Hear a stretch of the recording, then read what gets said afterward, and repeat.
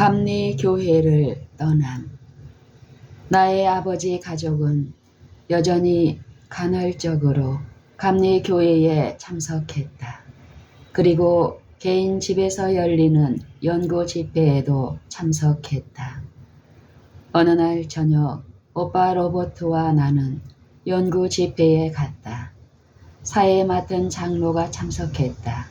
나의 오빠의 차례가 되자 그는 대단히 겸손하면서도 분명하게 우리 구주께서 능력과 영광으로 하늘의 구름을 타고 오실 때 그분을 맞이할 완전한 준비를 갖출 필요에 대하여 이야기했다. 나의 오빠가 이야기하고 있는 동안 하늘의 빛이 평소에 창백한 그의 얼굴을 비추었다. 그는 정신적으로 현실적 환경을 초월한 것처럼 보였으며 마치 예수님 앞에서처럼 이야기했다. 나는 이야기하라는 요구를 받자 정신적으로 아무런 부담 없이 사랑과 평안이 충만한 마음으로 일어났다. 나는 제2의 자각 아래 받은 큰 고통에 대한 이야기를 하고 내가 그처럼 오랫동안 찾던 축복을 마침내 받은 것과 하나님의 뜻에 완전히 일치한 것 등을 말했다. 그리고 우리 구주께서 당신의 자녀들을 본향으로 데려가기 위하여 미국에 오실 것에 대한 소식에서 얻은 기쁨을 표현했다. 나는 감리교 형제 자매들이 나의 마음을 이해하고 나와 함께 즐거워할 것으로 단순하게 기대했다. 그러나 몇 사람의 자매들이 탄식을 하고 그들의 의자를 시끄럽게 움직여 내게서 등을 돌려 앉는 것을 보고 나는 실망했다. 나는 그들을 불쾌하게 한 어떤 말을 한 것을 생각할 수 없었다. 그래서 그들의 불찬성에 냉랭한 반응을 느끼고 매우 짧게 말했다. 내가 이야기를 마치자 이 장로는 오랫동안 유용한 생애를 계속하면서 다른 사람들에게 선을 행하는 것이 예수님께서 속히 오셔서 불쌍한 죄인들을 멸망시키는 것보다 더 좋지 않겠느냐고 나에게 물었다.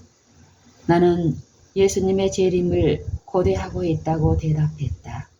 그때 죄는 끝나고 우리는 마귀의 유혹을 받아 곁길로 빠지지 않게 되고 영원히 성화를 누리게 될 것이었다. 그러자 그는 내가 살아있는 동안 죽을 수밖에 없는 상태에서 불멸의 몸으로 변화되는 고통을 통과하기보다는 차라리 침실에서 평안하게 죽는 것이 좋지 않겠느냐고 물었다. 나의 대답은 예수님께서 오셔서 당신의 자녀들을 데려가기를 원한다는 것, 살든지 죽든지 하나님의 뜻하신 바를 기꺼이 따르겠다는 것, 한순간 곧 눈 깜짝할 사이에 지나갈 모든 고통을 쉽게 견딜 수 있다는 것, 시간의 수레바퀴가 신속히 돌아가서 이 비천한 몸이 변화되어 가장 영광스러운 그리스도의 몸과 같이 되기를 원한다는 등이었다. 나는 또한 주님과 가장 가까이 살았을 때에 그분께서 나타나시기를 가장 열렬하게 바라게 되었다고 말했다. 그러자 참석한 어떤 사람들은 매우 불쾌한 것처럼 보였다. 사회를 맡은 장로가 그 연구회에 참석한 다른 사람들에게 이야기하게 되었을 때 그는 지상의 복천년, 곧 마치 물이 바다를 덮은 것 같이 지구가 여호와를 아는 지식으로 충만하게 될 때를 고대하고 있음에 대하여 큰 기쁨을 나타냈다. 그는 이 영광스러운 기간이 오는 것을 보고자 열망했다. 집회가 끝나자 나는 이전에 나에게 친절하고 우호적이었던 사람들에게서 눈에 띄게 냉랭한 대접을 받고 있음을 깨달았다. 오빠와 나는 우리 형제들에게서 그처럼 크게 오해를 받고 있다는 것과 예수님의 신속한 재림에 관한 문제가 그들의 마음에 그처럼 쓰라린 반대를 일으켰다는 것을 느끼면서 집으로 돌아왔다. 그러나 우리는 귀중한 빛을 깨닫고 우리의 재림을 바라봄으로 즐거워하게 된 것을 감사했다. 이 일이 있은 지 얼마 후에 우리는 다시 연구 집회에 참석했다. 우리는 하나님께서 우리의 심령을 일깨워 주실 귀중한 사랑에 관하여 이야기할 기회를 원하였다. 나는 특별히 나에게 대한 주님의 선하심과 자비에 관하여 이야기하기를 바랐다. 나에게 너무도 큰 변화가 생겼기 때문에 모든 기회를 이용하여 나의 구주의 사랑을 증거하는 것이 의무처럼 느껴졌다. 이야기할 차례가 되자 나는 예수님의 사랑을 향유하게 된 증거와 내가 즐거운 기대로 나의 구속주를 신속히 만나고자 고대하게 된 사실을 이야기했다. 그리스도의 재림이 가까웠다는 신앙이 나의 심령을 깨우쳐서 하나님의 영의 성화를 더욱 열렬하게 구하도록 되었다. 여기까지 말했을 때 그 집회를 지도하는 사람이 말을 가로막으며 자매여 그대는 감리교를 통하여 성화를 얻었다. 오류의 이론을 통해서가 아니라 감리교를 통해서 라고 말했다. 나는 사실 곧 나의 마음이 새로운 축복을 받은 것이 감리교를 통해서가 아니고 예수님께서 친히 강림하신다는 감동적인 진리를 통해서였다는 사실을 고백해야 한다고 느꼈다. 그 진리를 통하여 나는 평안과 기쁨과 완전한 사랑을 발견했다. 이렇게 나의 간증은 끝났는데 그것이 내가 연구회에서 감리교 형제들에게 한 마지막 간증이었다. 그 다음에 로버트가 겸손하면서도 참으로 분명하고 감동적인 방법으로 이야기했기 때문에 어떤 사람들은 울고 크게 감화를 받았다. 그러나 다른 사람들은 의견을 달리한다는 듯이 기침을 하고 꽤 불쾌한 것처럼 보였다. 그 연구 장소를 떠나오면서 우리는 우리의 믿음에 관하여 다시 이야기하고 그리스도인 형제 자매들이 우리 구주의 재림에 관하여 하는 말을 그처럼 언짢게 생각하는데 놀랐다.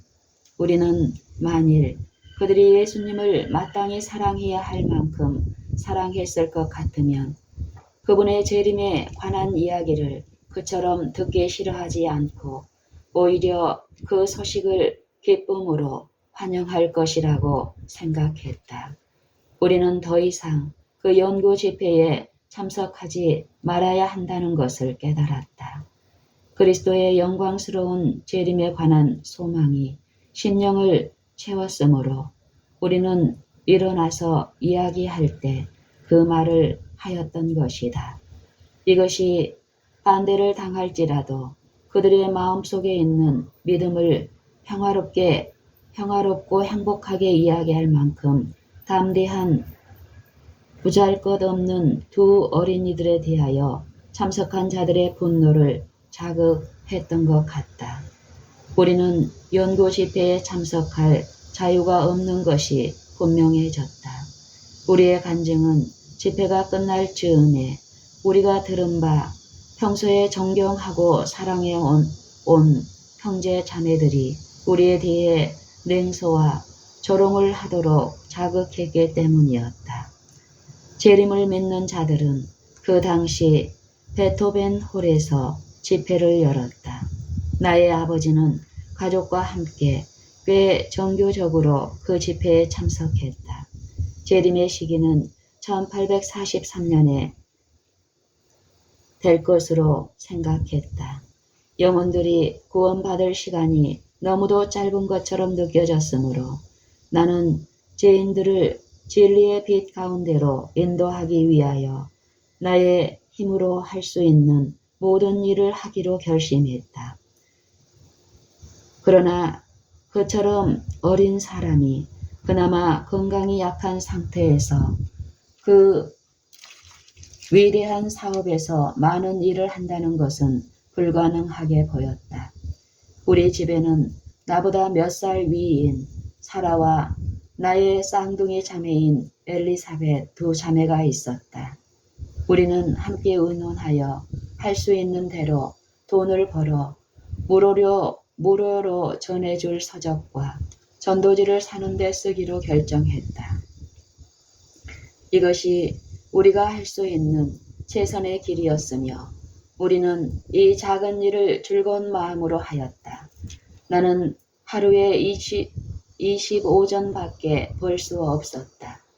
의복은 보잘것없었으나 나는 쓸데없는 장식품을 위하여 한 푼도 쓰지 않았다. 헛된 가식은 나의 눈에 제약적인 것으로 보였기 때문이다. 그러므로 나는 적당한 책들을 사기 위하여 언제나 적은 자금을 저축해 두고 있었다. 그 서적들을 경험 있는 사람들의 손에 넘겨주어 멀리 보내게 되었다. 이 인쇄물의 책장 하나하나는 나의 눈에 귀중하게 보였다. 그것은 세상의 빛을 전하는 사자로서 임박한 위대한 사건을 위하여 사람들을 준비하도록 명령하고 있었다. 날마다 나는 침대 위에서 베개의 길에 앉아 떨리는 손가락으로 내게 할당된 사업을 수행하고 있었다. 나는 보수로 받은 귀중한 은하를 흑암 중에 있는 자들을 계몽시키고 각성시키기 위해 독서 자료를 구하는데 사용하기 위하여 얼마나 조심스럽게 저축했던가. 나는 수입을 자신의 만족을 위하여 사용하고자 하는 유혹을 받지 않았다.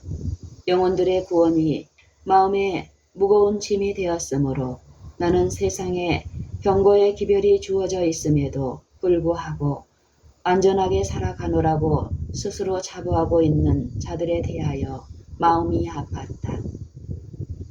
어느 날 나는 어머니와 나의 한 자매가 최근에 들은 설교, 곧 영혼이 본질상 불멸이 아니라는 취지의 설교에 관하여 나누는 대화를 들었다.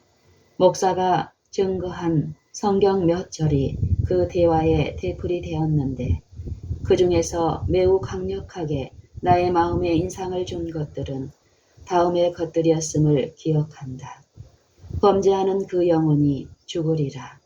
무릇 산 자는 죽을 줄을 알되 죽은 자는 아무것도 모르며 하나님이 그의 나타나심을 보이시리니 하나님은 복되시고 홀로 한 분이신 능하신 자이며 만왕의 왕이시며 만주의 주시오 오직 그에게만 죽지 아니함이 있고 참고 선을 행하여 영광과 존귀와 썩지 아니함을 구하는 자에게는 영생으로 하시고 이와 같은 성경을 열거한 후 나의 어머니는 왜 그들이 이미 가지고 있는 것들을 구해야 할까라고 말하였다.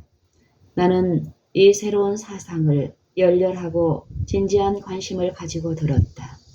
어머니와 단둘이 남자 나는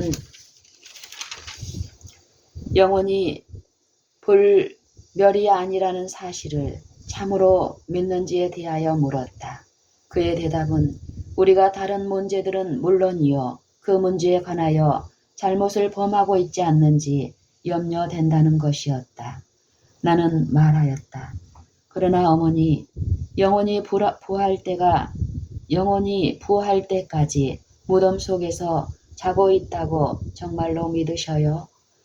그리스도인이 죽으면 즉시 하늘로, 죄인은 지옥으로 가지 않는다고 생각하셔요? 그러자 어머니는 대답하였다. 성경은 영혼이 불타는 지옥이 있다고 증거하지 않는단다. 만일 그런 장소가 있을 것 같으면 그것이 거룩한 성경에 틀림없이 명시되어 있었을 거야. 나는 너무 놀라서 부르짖었다. 어머니께서 이런 이야기를 하시다니 너무나 이상해요. 어머니께서 이 이상한 이론을 믿으실지라도 어떤 사람에게도 그것을 소개하지는 마세요. 저는 죄인들이 이 신조 때문에 방심하여 주님을 찾고자 열망하지 않을까 염려합니다. 어머니는 또 대답하였다. 만일 이것이 건전한 성경의 진리일 것 같으면 그것은 죄인들의 구원을 방해하는 대신에 그들을 그리스도에게로 인도하는 수단이 될 거야. 만일 하나님의 사랑이 반역자를 굴복하도록 설득시키지 못할 것 같으면 영원한 지옥에 대한 공포로도 그를 해결시키도록 강요하지 못할 것이고 그 밖에 가장 저속한 마음의 특성들 중 하나, 곧 무서운 공포심에 호소함으로써 영혼들을 예수님께로 인도하는 것이 적당한 방법인 것 같지는 않구나. 하나님의 사랑이 마음을 끌고 그것이 가장 완악한 마음을 굴복시켜 주지 않겠니? 이 대화가 있은 지 여러 달 후에야 나는 이 교리에 관하여 좀 더 진전된 어떤 것들을 들었다. 그러나 이 기간 동안에 나는 그 문제에 대하여 깊이 연구하였다. 그 교리에 대한 설교를 들었을 때 나는 그것이 진리라고 믿었다. 죽은 자의 잠에 관한 빛이 나의 마음에 깨우쳐졌을 때 부활을 가리고 있던 신비는 제거되고 위대한 사건 자체가 새롭고 엄숙한 의미를 갖게 되었다. 나의 마음은 죽은 자의 즉각적인 보상과 형벌을 미래에 있을 부활과 심판의 분명한 사실과 조화시키기 위한 노력으로 때때로 어려움을 겪어왔다. 만일 죽을 때 영원한 행복이나 불행 속으로 들어갔을 것 같으면 가련하고 썩어버릴 육체의 부활의 필요성이 어디에 있겠는가. 그러나 이 새롭고 아름다운 믿음은 영감의 기자들이 무엇 때문에 육체의 부활에 관하여 그처럼 많이 강조했는지 나에게 가르쳐 주었다. 그것은 전 존재가 무덤 속에서 자고 있기 때문이다. 나는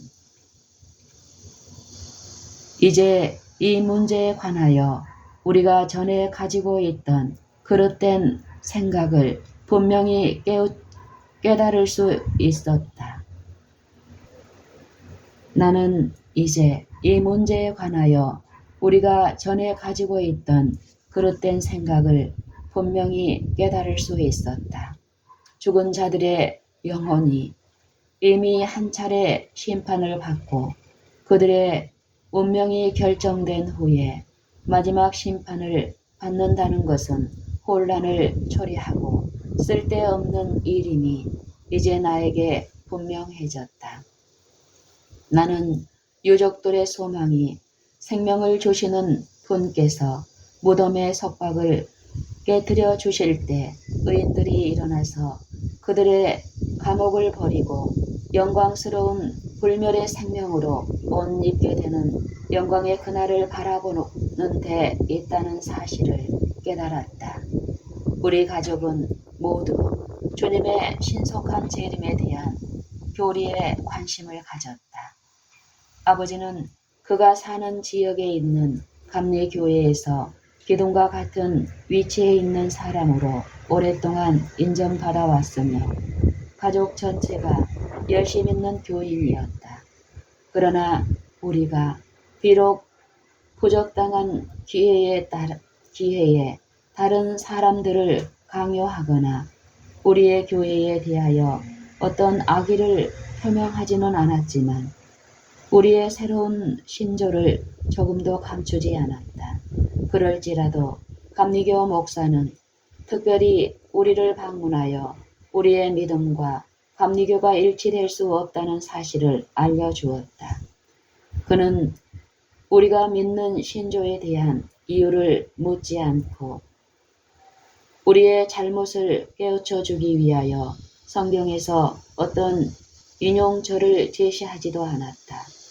그러나 그는 우리가 감리교회에서 받아들일 수 없는 어떤 새롭고 이상한 신조를 채택하게 되었다고 말했다. 나의 아버지는 그리스도께서 친히 당신의 제자들을 가르치실 때 당신의 재림에 대하여 설교하신 것을 새롭고 이상한 교리라고 부르는 것은 잘못임에 틀림없다고 대답하였다. 그리스도께서는 말씀하셨다. 내 아버지 집에 거할 것이 많도다. 그렇지 않으면 너희에게 일렀으리라. 내가 너희를 위하여 초소를 예비하러 가노니 가서 너희를 위하여 초소를 예비하면 내가 다시 와서 너희를 내게로 영접하여 나 있는 곳에 너희도 있게 하리라. 그분께서 제자들의 눈앞에서 하늘로 올라가실 때 그들이 보는 데서 구름이 그분을 영접하여 그분이 보이지 않게 하였다. 그분을 성실하게 따르던 자들이 사라져가는 주님을 쳐다보며 서 있을 때 흰옷 입은 두 사람이 저희 곁에 서서 가로되 갈릴리 사람들아 어찌하여 서서 하늘을 쳐다보느냐. 너희 가운데서 하늘로 올리우신 이 예수는 하늘로 가심을 본 그대로 오시리라 하였느니라. 나의 아버지는 그가 다루고 있는 문제에 열중하여 다시 말했다. 그런데 영감받은 바울은 데살로니가에 있는 형제들을 격려하기 위하여 다음과 같이 편지를 썼습니다. 환난받는 너희에게는 우리와 함께 안식으로 갚으시는 것이 하나님의 공이시니 주 예수께서 저의 능력의 천사들과 함께 하늘로부터 불꽃 중에 나타나실 때에 하나님을 모르는 자들과 우리 주 예수의 복음을 복종치 않는 자들에게 형벌을 주시리니 이런 자들이 주의 얼굴과 그의 힘의 영광을 떠나 영원한 멸망의 형벌을 받으리로다. 그날에 강림하사 그의 성도들에게서 영광을 얻으시고 모든 믿는 자에게서 기이 여김을 얻으시리라. 데살로니가 후서 1장 7절로 10절까지.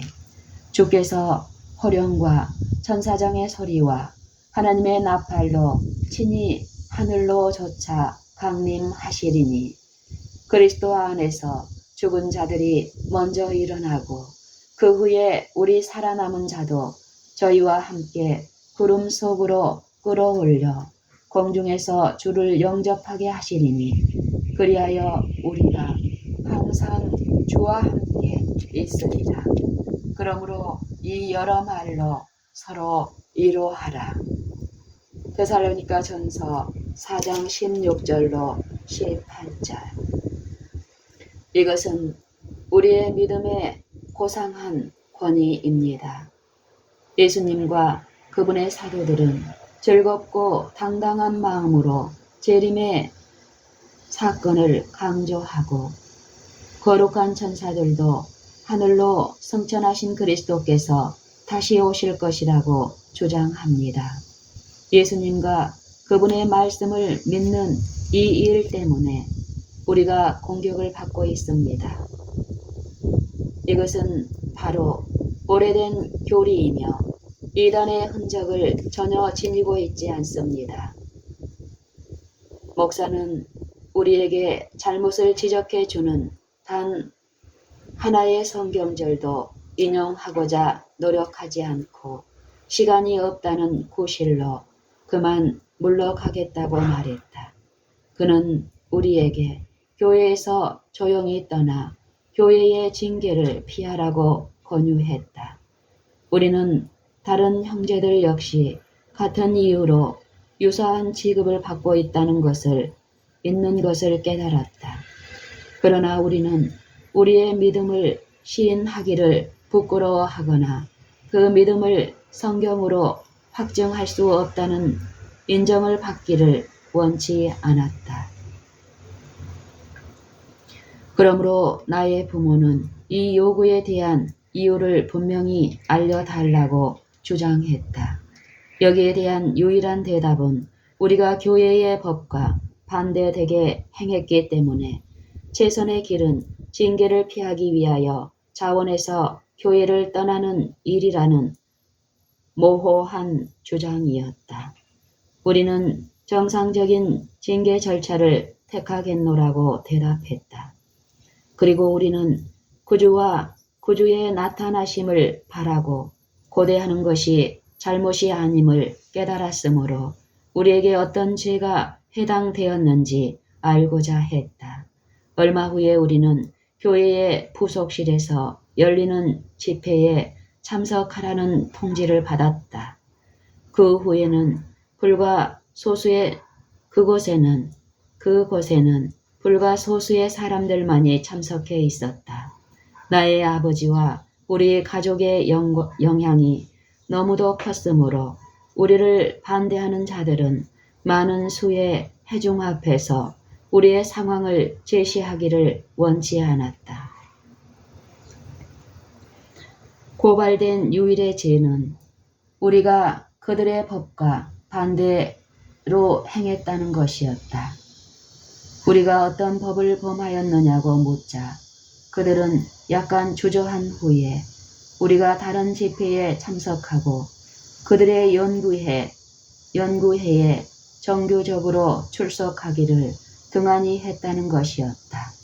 우리는 가족의 일부가 과거 얼마 동안 시골에 가 있었다는 것과 도시에 남아있던 사람들은 불과 몇 주일 외에는 아무도 연구회에 결석한 적이 없었다는 것과 그들이 한 간증이 두드러진 비난의 대상이 되는 것이었으므로 남이 남아 있어서는 안 된다는 강요를 양심적으로 받았다는 것 등을 이야기했다.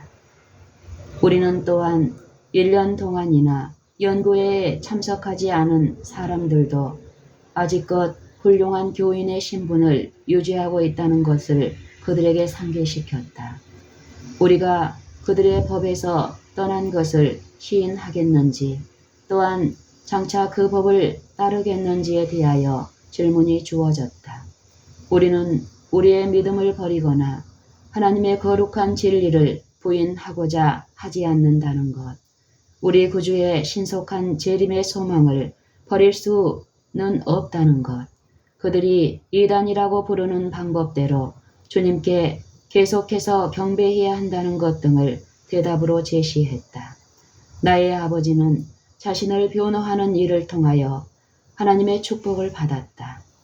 그리고 우리는 모두 옳은 일을 했다는 깨달음과 예수님의 인정하시는 미소로 기뻐하면서 홀가분한 마음으로 교회의 부속실을 떠났다. 다음 일요일 애찬이 시작될 때 사회에 맡은 장로는 우리 가족 7명의 이름을 부르고 교회에서 제명된 것으로 발표했다. 그는 우리가 어떤 잘못이나 부도덕한 행동 때문에 제명당한 것이 아니고 결백한 품성과 바람직한 명성을 소유하고 있지만 감리 교회의 법과 반대되게 행했기 때문이라고 말했다. 그는 또한 이제 문이 열렸으므로 이와 유사한 죄를 범한 자는 모두 동일한 방법으로 처리될 것이라고 선언했다. 구주의 나타나심을 기다리는 사람들이 교회 안에 많이 있었다. 그러므로 이와 같은 이협은 그들에게 겁을 주어 복종시키려고 한 것이었다. 어떤 경우에는 이 방침이 기대했던 결과를 가져다 주었다. 그리하여 그들은 교회에서 자리를 유지하기 위하여 하나님의 은총을 팔았다. 많은 사람들이 믿었으나 그들은 회당에서 쫓겨날까 두려워서 그들의 믿음을 감히 고백하려 하지 않았다. 그러나 어떤 사람들은 그 후 곧 떠나가서 구주를 고대하고 있는 무리들과 연합했다. 이때에 너희 형제가 너희를 미워하며 내 이름을 인하여 너희를 쫓아내며 이르기를 여호와께서는 영광을 나타내사 너희 기쁨을 우리에게 보이시기를 원하노라 하였으나 그들은 수치를 당하리라고 한 선지자의 말은 정말로 귀중한 것이었다. 이때에 너희 형제가 너희를 미워하며 내 이름을 인하여 너희를 쫓아내며 이르기를 여호와께서는 영광을 나타내사 너희 기쁨을 우리에게 보이시기를 원하노라 하였으나 그들은 수치를 당하리라고 한 선지자의 말은 정말로 귀중한 것이었다. 이사야 66장 5절.